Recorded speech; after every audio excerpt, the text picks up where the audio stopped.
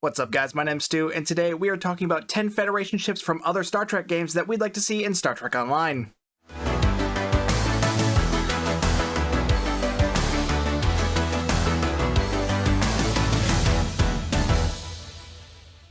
A few weeks ago, Associate Art Director Thomas Marrone said he had asked Paramount what it would take for Star Trek Online to be able to use assets from other Star Trek games. Apparently, Paramount's response was that they can use anything from other games as long as they recreate the assets themselves, which is kind of great because, they would have to anyway.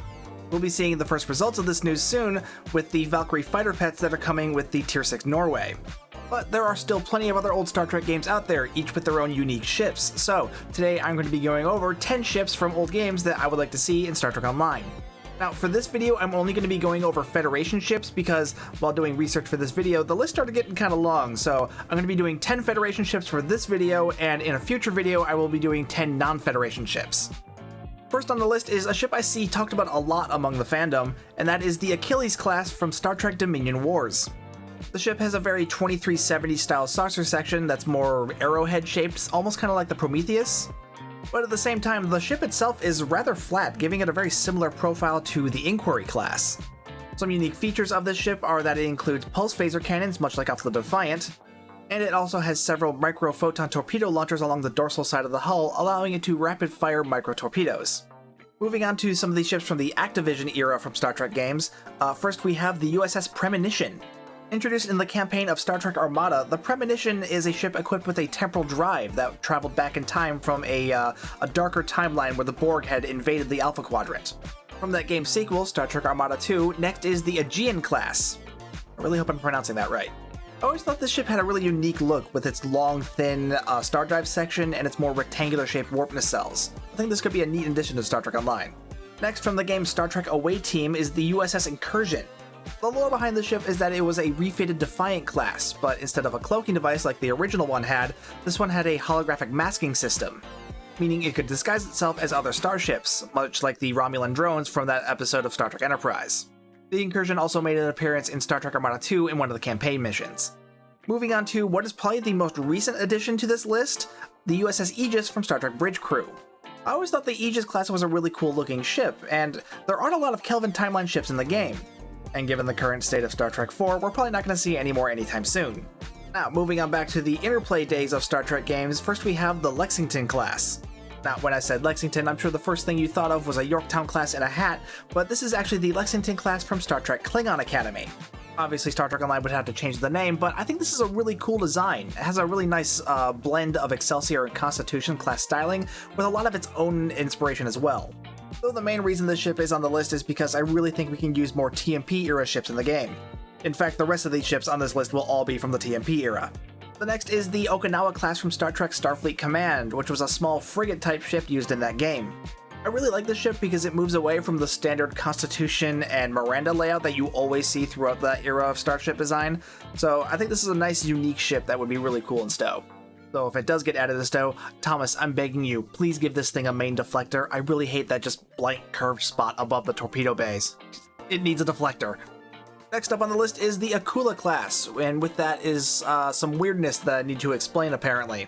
The Akula Class originally appears in Star Trek Starfleet Command and looks like this. It's got two nacelles, one on top and one on bottom, and the top one has a more swept back pylon, while the lower one has more of the Constitution class neck with the torpedo bays. Then, several years later, Star Trek Legacy introduced the Apollo Class, which looks like this. Which, it's pretty much the same layout, except instead of the swept back pylon on the top, they replaced it with another neck piece, like on the Constitution, so it basically doubles the amount of torpedoes it has. Now, to make things even weirder, Star Trek Legacy also introduced another ship called Akula Class, but it looks like this. It's completely different from the other two. So when I say the Akula Class, I mean this first one's from Starfleet Command. Though, frankly, I wouldn't complain seeing any of these three in stow. Okay, moving on to the next ship on the list is the Ulysses Class, also from Star Trek Starfleet Command. This was meant to be a dreadnought-style ship for the era. It features a roll bar with a torpedo pod on the top of the saucer section, and a double neck that's kind of similar to the Odyssey class. I'm rather fond of this design just because of how ridiculously overdone it is just for the era, and I think it would be a really funny addition to Star Trek Online.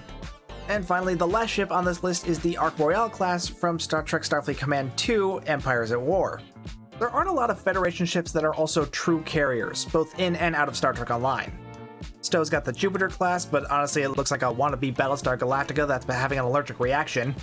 It's also got the upcoming Seneca class, which looks like the dilithium freighter from the Star Trek Armada games. Also something else. And there's the USS Typhon from Star Trek Invasion, which that's actually where the Valkyries come from. But God, I hate that ship. It's so ugly. It's just a giant brick with warp nacelles. It's so ugly. But the Ark Royale, this is probably the only ship that both looks like a carrier and like a proper Starfleet ship as well. And honestly, I really love that about it. And I think this would be really great to see in Stowe, both in its TMP style and as in like, you know, revamped in a 2409 style. I would love to see that. And introducing a TMP era carrier is also a great excuse to bring in some era appropriate fighters in the form of the Wraith class fighter.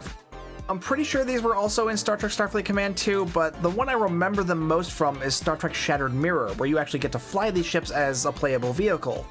Obviously they still be pets in Stowe, but seriously, they're cool looking. Before we wrap up, I do want to point out one thing that I found while doing research for the Wraith class is that there's also another Wraith class ship in Star Trek's past. This one was a shuttlecraft that was used in the books. I don't really know if there was anything special about it, but I did find the picture of it, and it just looks like an SR-71 with warp nacelles on it, and honestly, that's one of the coolest things I've ever seen. It's from the books, so I don't know if Star Trek Online would be able to use it or not, but if they could, seriously, how cool would these be as fighter pets? I just spilled my drink on myself in between takes. That's really great. Anyway, this has been 10 Federation ships from older Star Trek games that I want to see in Star Trek Online. Actually, I think it was more like 14 with all the Akula variants. But anyway, if there are any ships that I missed on this list that you would like to see in Star Trek Online, let me know down in the comments down below. Or if you have any particular favorites you want to see, again, put it in the comments. If I had to pick a top 3, it would probably be the Premonition, the Lexington, that they would have to rename, and the Ark Royale. Yeah, those are my top 3. So the Aegis would be pretty cool too. Anyway, before I get even more distracted, be sure to hit the like and subscribe buttons while you're down there. Hit the bell for notifications. If you'd like to further support the channel, hit the join button or the super thanks button, or hit the merch store link in the description. Thank you so much for watching. My name's Stu, and I will see you guys next time.